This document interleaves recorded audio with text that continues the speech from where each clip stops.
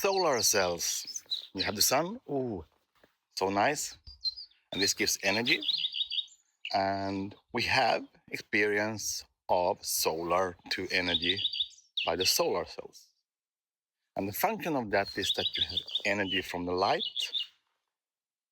The material which is used for solar cells absorbs this light and creates an electron, and many electrons creates electricity, and then you can drive something with that energy from the sun. And this concept is not only the solar light, it can also be other types of light. For example, from lasers.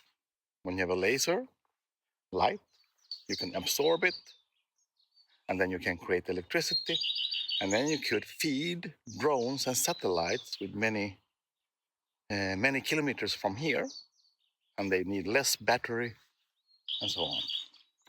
And in other concepts, you can use the light to trigger functions on the surfaces so they become sensors, or any other clever concept which can be made using the light which interacts with materials to do something new. Many of the new things will come from the nano-size, the small size. We cannot do these things in large pieces, and then you need larger pieces to make a module, because that takes space and it costs. So the more you can shrink, make these ones smaller, the more useful tools you will get from these things. That's why going down in size, meter, centimeter, millimeter, micrometer, and then we are down to the nano size.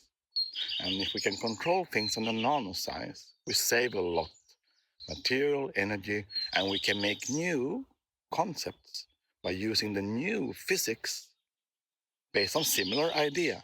Use the energy from light to do something new in a material.